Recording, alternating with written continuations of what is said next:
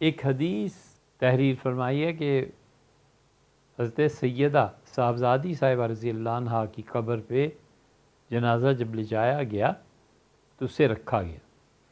حضرت بزرگ غفاری رضی اللہ عنہ نے زمین کو قبر کو مخاطب کیا اور کہا کہ قبر تم جانتی ہو آج کون آیا ہے. اور پھر انہوں نے مناقب بیان کیے صاحبزادی صاحبہ کے کہ یہ حضور اقدس صلی اللہ علیہ وسلم کی صاحبزادی ہیں فاطمہ رضی اللہ تعالیٰ عنہ، اور یہ امیر المومنین سیدنا علی رضی اللہ عنہ کی اہلیہ ہیں، اور یہ حضرات حسنین رضی اللہ عنہما کی والدہ ہیں. تو ان کا خیال کرنا ہے اور ان کے عزت اکرام وغیرہ کے سارے جملے انہوں نے دہرائے. تو آگے قبر سے آواز آئی اور قبر نے کہا کہ یہاں پر کوئی حسب و نسب مطلوب نہیں ہے.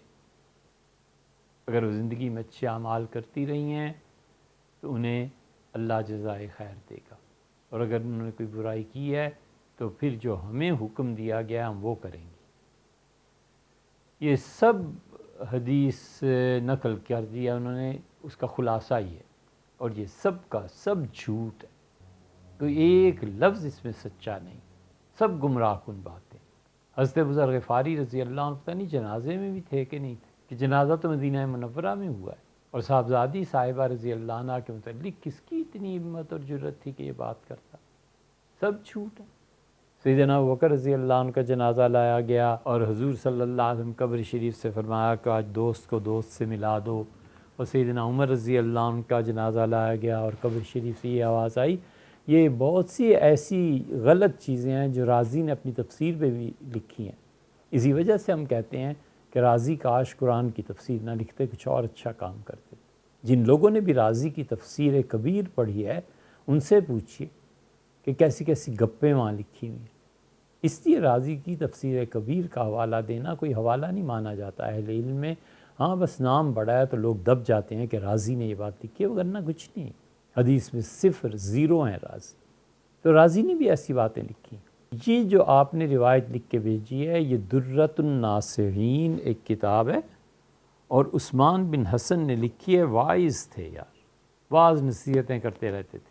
لوگوں کے گھروں میں جانا، عجیب و غریب قصے سنانا جن سے عورتیں اور بچے متاثر ہوں اور روتے رہیں بیٹھ کے. بس ان کے ہاں دین کی بنیاد یہ تھی. ہم 1000 بار ایسے اسلام سے بیزار ہیں اور توبہ کرتے ہیں کہ جس کی دعوت کے لیے لوگوں کو جھوٹ بولنا پڑے. سچائی ختم ہو گئی ہے، کتاب و سنت ختم ہو گئی ہے. حضرت رسالت میں آپ صلی اللہ علیہ وسلم سے جو صحیح روایات ہیں وہ ختم ہو گئی ہیں، ان میں اثر نہیں رہا.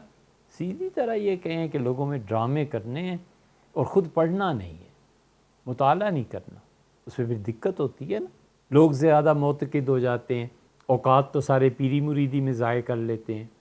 تو پیر سب پڑھیں کہاں بیٹھ کے کہ کسی کو بتا سکیں کہ یہ روایت نہ بیان کرو. جھوٹ ہے حضور اقدس صلی اللہ علیہ وسلم پہ. اب یہ صراحتاً جھوٹ ہے سیدہ فاطمہ رضی اللہ تعالی عنہ، صاف جھوٹ، کوئی اس کی اصل نہیں. حضرت امام اعظم ابو حنیفہ رحمۃ اللہ علیہ کی والدہ صاحبہ تھیں، اور شاید ضحاک نام تھا، کوفہ میں. تو وہ بہت کمال کا واعظ کرتے تھے. عورتیں جاتی تھیں، روتی رہتی تھیں، بہت حال ایک ان پہ طاری تھا. تو امام حنیفہ رحمۃ اللہ علیہ کی والدہ کہتی تھیں کہ فلاں مسئلہ کیا؟ تو امام صاحب رحمۃ اللہ بیان فرماتے کہتی نہیں، پہلے اس سے پوچھ کے آؤ، اس جیسا آدمی کوئی نہیں. امام صاحب رحمۃ اللہ جاتے تھے، والدہ کے حکم میں پوچھ کے آ جاتے تھے. تو وہ حیران ہوتے تھے، کہتے تھے حضرت آپ تو خود مجتہد اتنے بڑے آدمی، مجھ سے فرمایا والدہ کہتی ہیں. تو ایک مرتبہ ایسے ہوا کہ امام صاحب رحمۃ اللہ نے مسئلہ پوچھا والدہ کے کہنے پہ، تو وہ کہنے لگے ضحاک کہ حضرت اس مسئلے کے تو مجھے خود پتہ نہیں. تو میں نے کہا پھر کیا کریں، والدہ تو آپ کا حوالہ دیتی ہیں، تو میں کیسے جا کے کہوں کہ انہوں نے یہ فتویٰ دیا ہے یا یہ کہتے ہیں. تو انہوں نے کہا اچھا ایسے کرو ابو حنیفہ، تم مجھے یہ مسئلہ بیان کر دو، میں پھر لوٹا دیتا ہوں، پھر والدہ کو کہنا کہ میں نے بیان کیا. تو اس لیے یہ قصے ایسے ہی ہوتے ہیں.